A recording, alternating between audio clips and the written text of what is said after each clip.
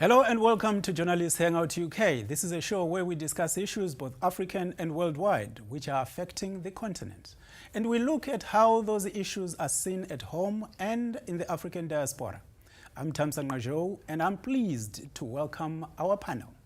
Vuyiswa Ngubongwana, a broadcaster, Priscilla Mwipo, public affairs analyst, and Ayo Johnson, journalist and specialist in African affairs. Now, agriculture is a big deal. It's about the politics of the tummy. And we know that about 32% of the African GDP owes its contribution to agriculture in particular. And there's more money that appears to be going in. Vuyiswa, if I start with you, in the bigger picture, do people at village level see agriculture as important as maybe the national governments see it to be a priority? I think in the rural areas, they do see it as important because it's the difference between life and death, literally. And also, from an African perspective, you look at the whole continent and how the continent was captured. The purpose was to grab the land, and the land is still under occupation. Let's be really honest, okay? Let's really be honest. When you look at African use of land, who is owning African land? Okay, let's just take the case of South Africa, for example. Zimbabwe, now, there's a big contrast. You think, hold on a minute, all those years of liberation struggle, and still 80% of the land is being run by corporate interests outside of Africa. Well, the same is true the whole of Africa. And so when you discuss agriculture, let's not forget that as an underpinning, and we start critiquing the governments who are trying to juggle all these differing interests and at the same time trying to explain to their population why their rich resources are not being utilized for their benefit. I beg to differ somewhat. Please do. Okay, no, I was going to bring you up actually and say in most of West Africa, the land is still in the hands of the African people, but about 70% of the people that we know informally and formally are employed maybe in one way or the other in agriculture. Well, I can't say 70% of the people that we know are employed formally or informally. Unfortunately, Africa has not. Africa is it's a continent that has vast arable land. It has the weather, it has everything that it needs to be able to have a good agricultural industry that feeds the world. Once upon a time, we said Zimbabwe was feeding the world. Now, we do have rural communities in Africa, and most of them are either farmers or fishermen, right around Africa, north, south, east, and west. Now, those rural communities have not lost their land or the use of their land. Yes, we have occupation in Zimbabwe. We had occupation in Zimbabwe. We have in South Africa. But the land was returned to the Zimbabwean people. That was what Mugabe fought for. Hold that thought. I want to come back to that point, but I want to bring Ayo in. When you look on a global scale, Ayo, only about 1% or 2%, if you are being nice to figures, will represent the global export of agriculture by Africa. And people are saying, well, it's not developed, no irrigation, it's not commercialized enough. How do you see that? Well, I think we're going to go back to colonial days. I think we were sold a lie. When the colonial masters were in, especially like Britain, for example, they made sure that all they were interested was in raw materials, which was like our gold, our diamonds, and our iron ore. And they made sure that the infrastructure for that, to remove it from the country, existed. The aspect that they did not focus on was agriculture, because they didn't want our food at any time. So when the Brits left, when colonialism finished off, we didn't invest as a people in the infrastructure to help our communities to be able to sustain the agriculture, which we clearly need. And instead, our mindset was all about gold and diamonds, when the truth of the nature was that we needed our land, we needed agriculture. Yeah, you were about to disagree with Priscilla, and this is what I wanted to, it's about the land ownership. You've just taken a huge jump from the colonial days to, why can't these Africans get it together? You also forget that what's in place is a political structure. There are many layers to colonialism and neocolonialism. So, okay, hand back the land to the people, but put in place a government and millions of governments, officials, who will sustain the colonial system on your behalf. And this is what Africa is trudging through over many decades to cut through all of that and have infrastructure and individuals in place who are helping the continent, not ones who are just helping themselves. Well, let me help you. It comes down to the fact that we are evolving as a people. Our industrialization is now, it wasn't in the 1960s.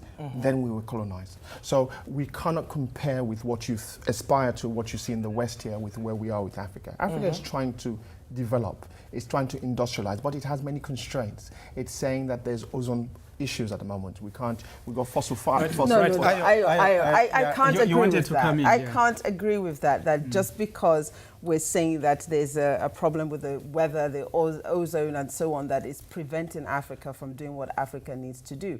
Now, I appreciate that, yes, colonial rule is still, you know, different levels going on in Africa, but it doesn't prevent Africans from considering African interests as a priority. Well, the failure now. Maybe the question, Priscilla, that I should be asking all of you guys is the funding, right? If you take Zimbabwe as an example, which is what South Africa is trying to avoid, where once the land was taken from those that were utilizing it, the banks then closed shop and decided no inputs, no loans, nothing. And the markets also closed. So if you were a farmer, you were stuck with a product, you had no inputs for next season, but you also had no market for whatever you have. That's why you can't discuss Africa in isolation from a global capitalist system that works in unison. So you can critique Mugabe till the cows come home, but if you don't understand what he was up against in taking the land back and trying to retrain people who were more used to carrying a gun than they were used to carrying a hoe to rebuild their land. It's a mindset. You don't change your mindset overnight. What stopped Zimbabwe from trading with the rest of Africa? What stopped them from creating new trading partners within Africa? I know what Mugabe was against. Okay. I know what he was up against, but it did not prevent. Where was South Africa when Mugabe was free to do that? I am also fully aware of the situation when the land was being handed over. It wasn't done with a plan to sustain or for a future. It was just done randomly. Okay. You know, it was done within ethnic groups. It was done according to who you knew. But had they not done that, but it didn't have to be that way. Let's bring in Ayo. Hindsight is so clever. Which I didn't finish my point earlier on, is that the Kyoto Agreement, for example, which is where we are, stipulates the amount of carbon monoxide that you can actually put into the environment. When Britain was industrializing and polluting the world, they didn't have those Kyoto agreements. Now that we want to industrialize, they bring all these new rules to make sure that we're curtailed. And it's that restriction that affects us in our development. So the question is, no, it does. And you can combine that with the financial systems, you can combine that with the fact that we don't have markets, you can combine that with the fact that their producers here are subsidized, and of course we can't compete with them. That's more important than the Kyoto agreement. Yeah, but it's a combination of many factors. Right, Viswa, you're well traveled. When you look at what has happened in the Asian countries, for instance, they have linked development to what's happening in agriculture. We've seen that in the West. We've seen, places like Singapore going out and, sponsoring some people who might give them the products they need. And it doesn't look like there is a plan within Africa. What do you think Africa can do in order to maximize or commercialize agriculture? You see, if Africa could work more cohesively with the already existing bodies, unifying bodies that it has, you've got your SADC, you've got your ECOWAS, you've got the African Union, for crying out loud. If only they could utilize what already exists in a more effective way to talk about the long-term planning that hindsight teaches us Mugabe could have got it right. But who else did he have to compare himself with? And was South Africa there to help? Was Botswana there? This is what history is teaching us. Yeah. So we mustn't be too harsh on the ones that didn't make it. But we must also not stop criticizing the bodies that are supposed to be doing this. Hold on. Priscilla, Nigeria is trying to feed itself and has capacity to do that. Absolutely. It's mostly women who are working the land to produce whatever is needed. What do you think the government needs to do going forward to make sure that that is a success? Okay. First of all, Mugabe is a highly intelligent man and can and could have planned. regarding Nigeria. Now, you know, everything we need is there.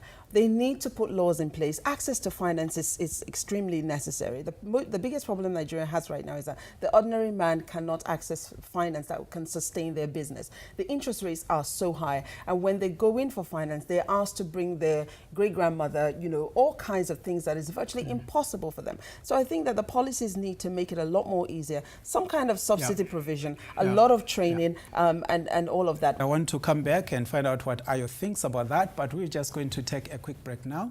We have plenty more to discuss, so please join us in a few moments.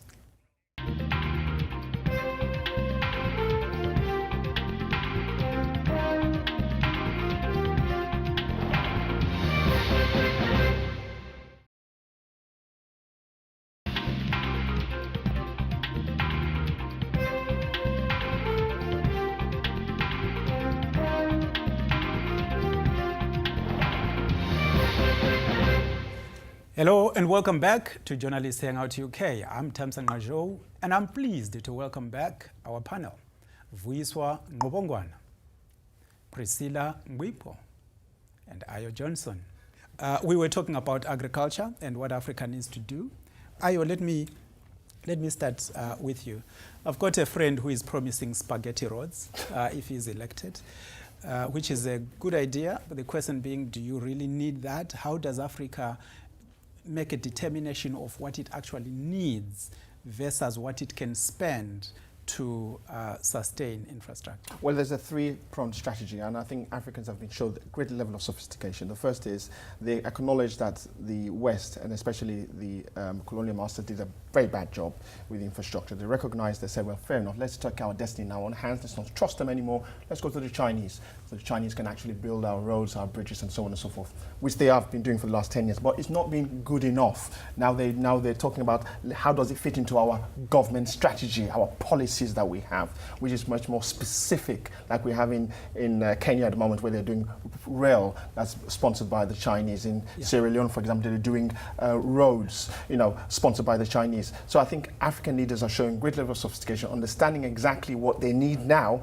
and they know exactly they can go to a player who they've chosen at the expense of another. Yeah, Nigeria has quite some potential. Very good business opportunities, especially for the diaspora, in infrastructure. The government has spoken about restructuring, about diversifying away from oil.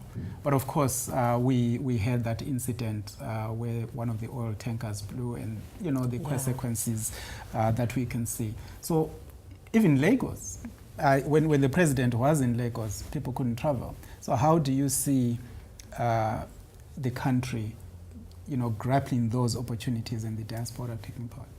I'm hoping that, you know, these unfortunate incidents that Nigeria is currently experiencing will be sufficient awakening for the country to realize what is necessary, and rather than slow foot about it, actually move with the necessary speed, focus, intention, requirement, but above all, interest of Nigeria's growth and development to do this. At the moment, Nigeria is just hampered and stranded by ethnic divides and conversations and religious interest that has no bearing on our development and our growth as a nation. And I hope that Nigeria can take advantage right now with the incident that you made mention thereof in Lagos. This was a road that only recently was being built, and it's a very, very important road for the agriculture, for economic development in Lagos, because this is a road that transports people in and out of Lagos to other regions of the country, particularly business travels and so on. So for that road to be on fire, as it was yesterday, I would imagine would prevent a lot of business travel that would now affect, you know, business development within the area. So Nigeria really needs to harness her potential. Let me bring in Vuyiswa here. As a sister, you know, we have often been criticized, Zimbabwe and South Africa, for relying on infrastructure that was built during the colonial times, and using labor from Malawi and Zambia in particular, people that came. So it wasn't necessarily Zimbabweans or South Africans that were working the mines, the railway lines. It was mostly people from other countries, but as a colonial legacy. Is that fair? You mean the criticism? Yeah. That we are only boasting of having this infrastructure, the good railways, the roads, simply because those are the two countries that benefited It's from a terribly the colonial. self-destructive finger pointing at yourself when you criticize another No, these African are other people nations. saying to us, we are defending ourselves. Right, other Africans Yes. saying this. Yes. This is what I'm saying. I'm a Pan-Africanist. I see the continent as one house, and I don't prefer one room to another. And therefore, when you look at the infrastructure of the whole continent as a whole, all of them are facing the same dynamics of dealing with ethnicity and divisions, all those divisions that colonial masters of control have exacerbated in different ways that we are only just beginning to be aware of. So let's not dismiss that like nothing, because Frantz Fanon warned us about dismissing that as nothing, because you can never underestimate the power of the mind. When you've got people's minds, don't care what infrastructure you have in place, you can make them run around like robots doing to your own call. So we can have all the infrastructure we want, but if we don't have the right mindset, first of all, we won't even be able to build it, because we'll be fighting each other like is happening in Nigeria, and there's different priorities. And when other people start pointing, like you were saying, they look at South Africa. We've suffered so much under apartheid. And then on top of all that, this is how much self-hate Africans have for each other. All they can focus on is, oh, well, look at you and your infrastructure. It's better than ours, but look who built it. This is the problem. We need discussions that open us up and bring us together. And we can't do it if we only look at one layer at the exclusion of the ones that created the one layer. Yeah, that's what frustrates me about these type of discussions. It's a good point to bring in, Ayo. You know, this master plan and thinking, changing the mindset. The African Union is trying to do that by saying that they've got this agenda 2063 and then 2020 something, where they will say they want to link all the capital cities together. And in East Africa, of course, they're already beginning to do that with the railway line. Do you think that can work? Well, that's called a wish list. I mean, I've got a wish list. I would like to own a plane. I would like to own my own land, my own island. You know, is it ever going to happen? No. So we've got to be realistic with what we ask for, and we've got to be appreciative of where we've come from. South Africa, for example, the reason why it's slightly better in terms of its infrastructure is to be thankful to the apartheid movement, because at least white South Africa maintained that. If it had been left in black hands, like we saw across the rest of Africa, sub-Saharan Africa, we've seen exactly how destructive that has become. So we've got to be appreciative of certain things and what our limitations are. And if we appreciate that we've got limitations... Can I just stop you There right will be there? people that Can will we stop this ignorant talk right now? No, Because you've just dismissed our whole history as being wholly dependent on having white people to take care of business. Well, if we're dealing with infrastructure, then we've got to look like for like. The reason why South Africa's infrastructure is where it is because white people were managing that. At least we got that right. But so at least where we are. No, let's be honest about it. Are you trying the rest to say of sub-Saharan Africa, that for South example, Africa could only work because white people put us under the cosh to build an infrastructure? I never said, I said that's one of what the you're benefits. If you like people say that was a good thing that we have. I can't imagine. I can't even because this is what countenance this. This is what Helen Zille was in trouble for. Access to finance was coming because of those governments, but the people were actually doing the work. So if you take it away from where Helen Zille was in trouble for, how do you want to advance that? You make it seem as though Africans were free to do, and they refused. And I think that's wrong. And there are a lot of people who are watching who will be so angry at that line of thought. Well, no, it's not. But let me say this. Yeah. And I think we've said it numerous times on this couch that about the colonial masters that were in place and still are. Yep. They may not be visible today. Yep. But you made mention in another show that we did the fact that the wars that were going on in Ethiopia and Eritrea were being sponsored. Yes. And now we're calling for peace, but then we see that some ugly heads are raising, throwing grenades here and there to try and prevent that. And if care is not taken, the Prime Minister that is running after peace today, let's just see how long it will be for his survival. His survival is crucial. Yep. So I don't accept, nor do I agree that Africa failed that badly by themselves. That they weren't able to build infrastructure. I believe if they had access to finance, I believe that if they had been permitted to run as they wanted to. Let me give him the right to reply. Let me give him the right to reply. Let me give him the right to reply first. So the bottom line to be fair. To be fair, thank you. The bottom line is we talked about infrastructure and we said that South Africa's infrastructure is so much better. And all I was saying is that the reason why it's so much better is because during that era of apartheid, the white South Africa that were running South Africa at the moment at that time got sponsorship support and they built an infrastructure. But that's the truth. That's a fact. But if black South Africans went for it, they wouldn't have got it. Hold on. Apartheid was mentioned, so I will give you the last word, but very quickly. The question is not our ability to do or not to do. So it was us who created the infrastructure within South Africa. So it's just a question of who's ruling and taking care of business. When Kwame Nkrumah tried to do it for Ghana, they sabotaged his whole administration. And the CIA and Sankara got killed for it. And so what happened to Lumumba? He died for that. And who was at the heart of that? The US. I want this discussion to continue, but our set is done. But of course, JHUK is going to take a very short break for its summer holiday, and we will be back in September. Don't forget to follow us on Real JHUK on Facebook, on Twitter and Instagram. I'm Tamsin Rajo, and from the entire team here in London, goodbye and thank you for watching JHUK.